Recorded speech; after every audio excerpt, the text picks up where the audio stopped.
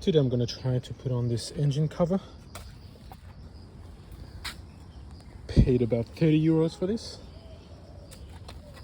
Comes with the bolts and these things here. So what you want to do, you want to mount these first and then the cover. So my advice to you is make sure you double check everything before you tighten anything. 8mm head. 8. All right. So the wider side up and up onto this one here.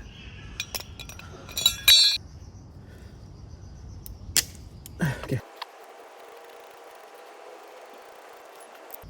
Okay. When you do that, make sure the engine is cold. Okay. Don't take your bike for a spin and do that. You're gonna regret it.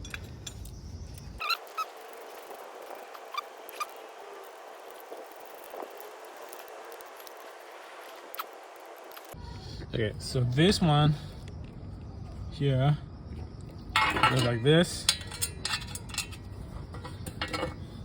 Here and like that. Okay.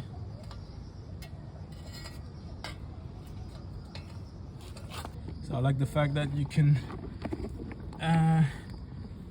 put your screwdrivers through this hole here. Okay, if you're having trouble reaching the bolt here. Okay.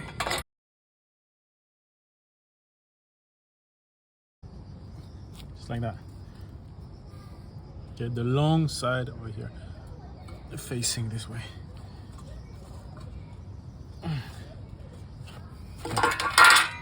Last one. Et voila. It's done. It's looking good. Just gotta clean it up a little bit. So as you can see, 4 bolts here. As I said, it's the second one. So 1 and then 2. So it's the one in the middle. And then I'll put the picture up. On the website there's a picture, and then as you can see which hole it is, and also you can put your screwdriver through this hole, which is very convenient. There's no such thing for these ones. So as I said, first the brackets come first, and then the engine cover. Brackets first, then engine cover, and you should be good to go.